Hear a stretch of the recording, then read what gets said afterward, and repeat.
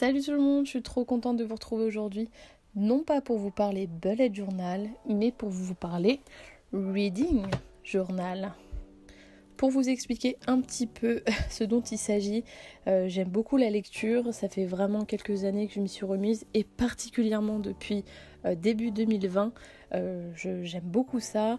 Mais le problème, c'est que je lis beaucoup de livres et j'ai aucun moyen de marquer ce que j'en ai pensé et de garder une trace. Alors sur mon bullet journal, j'ai une page dédiée à la lecture. Si vous suivez mes vidéos bullet journal, vous savez que c'est ma double page Books to Read. Mais voilà, ça me permet juste de marquer le titre que j'ai lu et la note. Mais j'ai pas d'autre moyen de marquer ce que j'en ai pensé plus que ça. Donc après avoir fait des petites recherches et notamment après avoir regardé des vidéos de Madison Ramagé, d'ailleurs je vous mettrai sa vidéo sur son reading journal dans la barre d'informations, j'ai enfin décidé de franchir le cap et de m'en faire un pour moi. Sur le même principe que le bullet journal, le reading journal, c'est vraiment quelque chose que vous allez créer selon vos besoins. Moi j'avais vraiment besoin d'avoir un carnet où je marquais tous les livres que j'ai dans ma bibliothèque et que je dois lire, mais aussi et surtout ce pourquoi je l'ai fait, c'est pour avoir un petit endroit où marquer ce que j'ai pensé des livres, ce qui m'a plu dans le livre et ce qui ne m'a pas plu. Donc je vais vous montrer comment j'ai organisé ça. Avant de vous montrer ce qu'il y a dedans, je tiens à vous présenter mon carnet que je trouve juste trop beau. J'ai eu un coup de cœur. Alors c'est une collaboration entre Moleskine et Bic. Voilà, je l'ai trouvé tout simplement sur le site de Bic. Donc si je le retrouve, je vous mettrai pareil le lien dans la barre d'informations et je vais vous montrer sans plus tarder ce qu'il contient. Alors quelque chose d'important que j'ai fait à l'intérieur, c'est que j'imprime et je découpe les pages de couverture de tous les livres que j'ai envie de lire et je les ai mis dans une petite pochette faite maison avec du papier calque, donc c'est tout simple à faire. Et donc à l'intérieur ça me permet de mettre tous les livres que je prévois de lire, ce qui fait que c'est de l'économie de papier déjà, parce que j'imprime à peu près 18 pages sur une page A4 et comme ça au moins j'en ai en avance. Donc en premier on a une page de garde vraiment trop beau avec le Poudlard Express, avec un endroit dédié pour marquer son prénom, son adresse ou autre. Et voilà, ensuite on arrive sur une première page de garde, toute simple, juste reading journal, avec un petit livre et des petites étoiles. Ensuite, c'est une double page dont je me sers pour répertorier tous les livres que j'ai dans ma bibliothèque et donc que potentiellement je dois lire. Donc clairement ils y sont pas tous parce que flemme de tous les écrire pour l'instant, mais je compte bien la mettre à jour. Et une fois que j'ai lu un livre parmi cette pile, je mets une petite croix rouge avec un feutre tout simple. En l'occurrence j'utilise un 1000 attendez, j'arrive pas à lire, 1000 liner. Voilà, comme ça au moins je sais que je l'ai lu et j'ai plus qu'à piocher dans les suivants.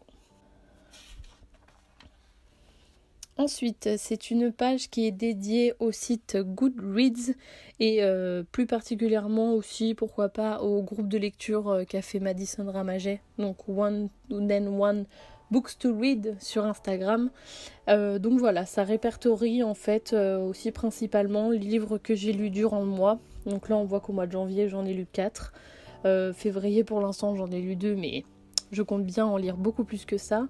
Et on voit en haut que mon challenge pour l'année 2020, c'est de lire 48 livres. Donc en gros, ça revient à faire 2 livres par mois. Donc je pense que c'est faisable et je compte bien m'y tenir. Alors pour information, c'est une grosse erreur, ce n'est pas 48 mon challenge, mais 24 pour 2 livres par mois. Je me suis totalement trompée, sorry.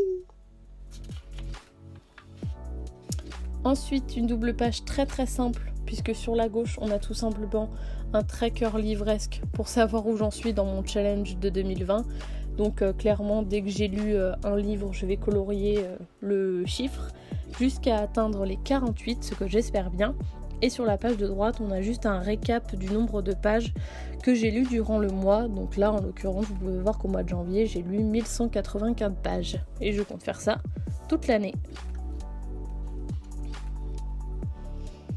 Ensuite, une page très simple, il s'agit de mes coups de cœur lecture. Donc pour l'instant, vous pouvez voir que clairement, je n'en ai pas eu. Et voilà, il s'agit juste de marquer le titre du livre dont j'aurais eu un coup de cœur pour m'en souvenir pour la suite. Et sur la page de droite, c'est un tracker d'abonnés pour mon compte Bookstagram. D'ailleurs, n'hésitez pas à aller voir si ça vous dit, c'est Daily Bullet. Je vous mets ça sur l'écran ou quelque part, ou même dans la barre d'information. Donc voilà, c'est juste un petit tracker, histoire de suivre un peu l'évolution. Et enfin, on arrive à une présentation d'un avis lecture que je fais dans mon journal. Alors on va dire que la présentation est relativement la même pour chaque livre, mais je peux varier en fonction des besoins. Donc je vais vous présenter ça très rapidement.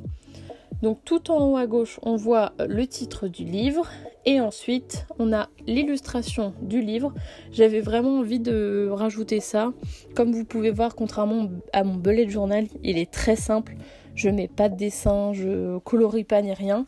Et c'est pour ça que je voulais prendre les pages de couverture. Je trouvais ça vraiment joli et ça fait un peu de coloris dans mon journal qui est très sobre. Ensuite, on peut voir qu'il y a donc l'auteur, l'éditeur, la publication, enfin la date de publication surtout, le nombre de pages, quand est-ce que j'ai commencé à le lire et lorsque j'ai fini. Et ensuite, un petit slash pour me rappeler que je dois faire un post Instagram et pour savoir si j'en ai parlé dans une vidéo lecture, tout simplement. Ensuite, on a un petit encadré avec la note. Donc ça, vraiment, on va dire que cette partie-là, c'est ce qui va revenir à chaque fois dans chacun des livres que j'aurai lus. Et après, le reste, ça peut un petit peu varier. Ensuite, généralement, je fais un résumé. Alors ça dépend s'il est grand ou pas. Des fois, je peux juste le mettre en petit rectangle ou alors là, prendre toute la fin de la page vu qu'il était quand même assez long. Et ensuite, on retrouve sur l'autre page un avis. Donc là, vraiment, je vais noter tout ce que j'ai pensé du livre. Voilà, vraiment tout mon avis pour que quand je le relise quelques temps plus tard, je me souvienne vraiment de ce que j'ai ressenti et de ce que j'ai pensé durant ma lecture. Et en dessous, on peut voir un point de comparaison avec les points positifs et les points négatifs. Voilà, c'est vraiment sans détail, mais histoire que ce soit lisible et que je m'en souvienne comme ça.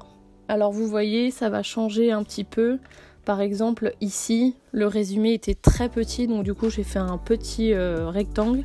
Et pour combler le vide, j'ai fait une notation, donc sur 5, en marquant l'histoire, les personnages, la facilité de lecture, l'écriture et l'originalité de l'histoire. Comme ça, ça comble un peu la page et en même temps, c'est utile. Donc voilà un petit peu pour ça. Donc je vous montre juste pour les autres livres.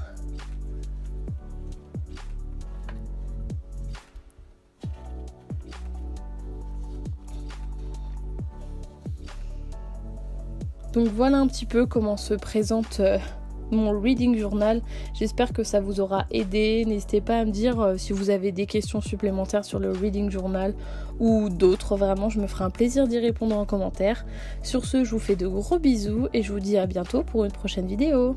Bye!